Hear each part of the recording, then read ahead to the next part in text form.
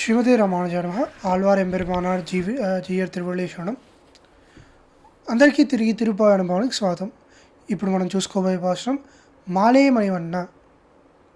అయితే ఈ పాశ్రంలో అవతారిక మనం చూసుకున్నట్టయితే మీకేం కావాలి అంటే వీరు చెప్తుంది ఏంటంటే నోముకు కావాల్సిన వస్తువులు మాకు కావాలి అని చెప్తున్నారు.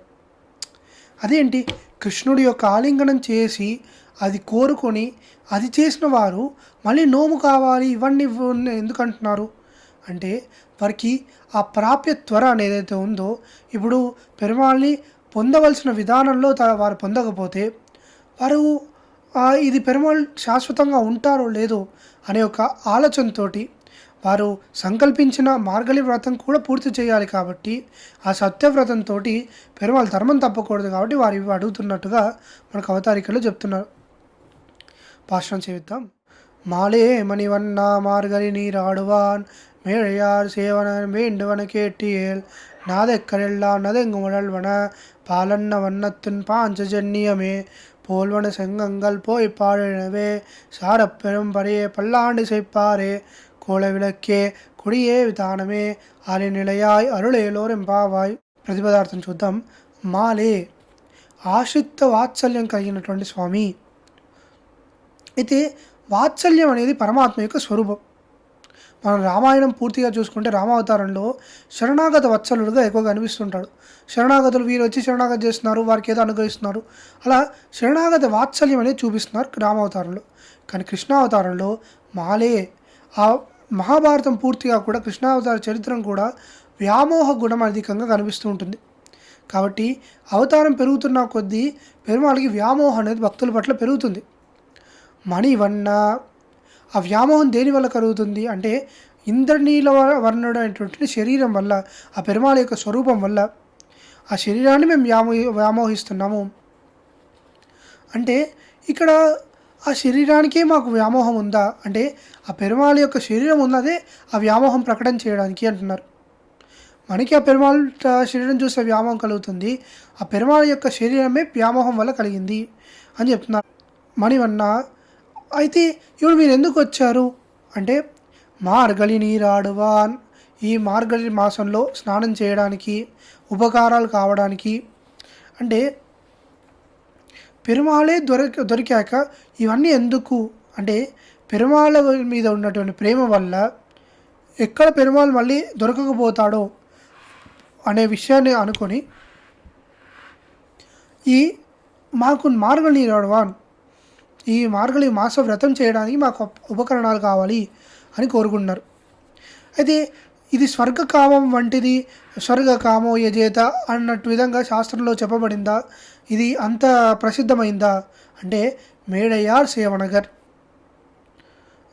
ధర్మజ్ఞ సమయ ప్రమాణ వేదాహ యద్యత్ ఆచరితి శ్రేష్ఠ. అయితే ఇలా చెప్పిన విధంగా ఇది ఏదో శాస్త్రంలో చెప్పబడినటువంటి విషయం కాదు, ఇది మా పెద్దలు అనుసరించారు, వారు చెప్పారు కాబట్టి వేండువనకే.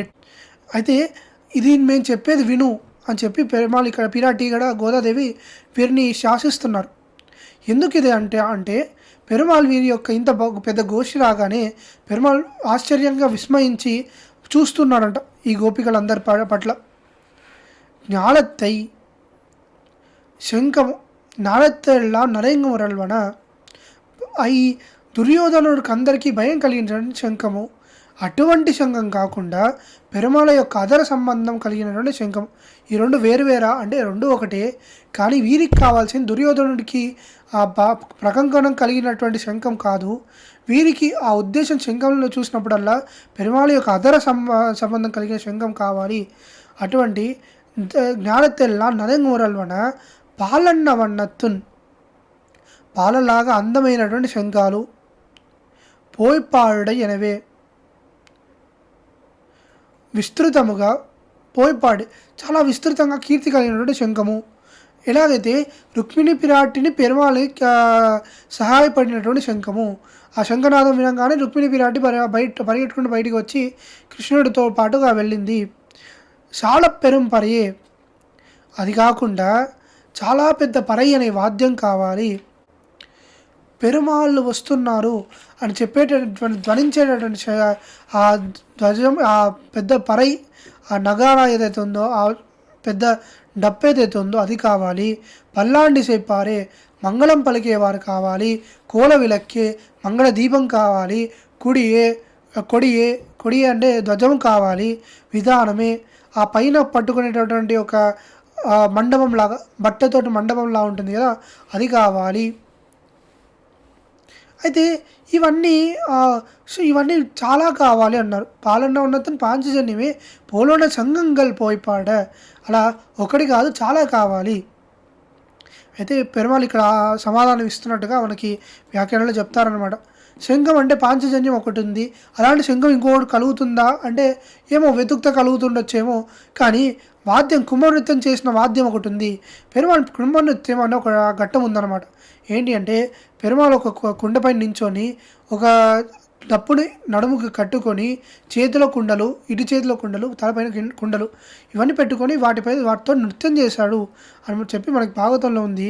అలా కుంభనృత్యం చేసేటప్పుడు నడుముకి కట్టుకున్న డప్పు ఏదైతే ఉందో అది ఉంది కదా, అది తీసుకోండి. పల్లాండు పాడడానికి పెరియాళ్వారే ఉన్నారు. కుల విలక్కే నప్పిన్న పిరాట్టే ఉన్నది కుల విలక్కుగా. ధ్వజం అంటే గరుడుడే ఉన్నాడు. విధానమే ఉత్తరీయం ఉంది. ఉత్తరీయాన్ని పైన పట్టుకొని వెళ్ళండి.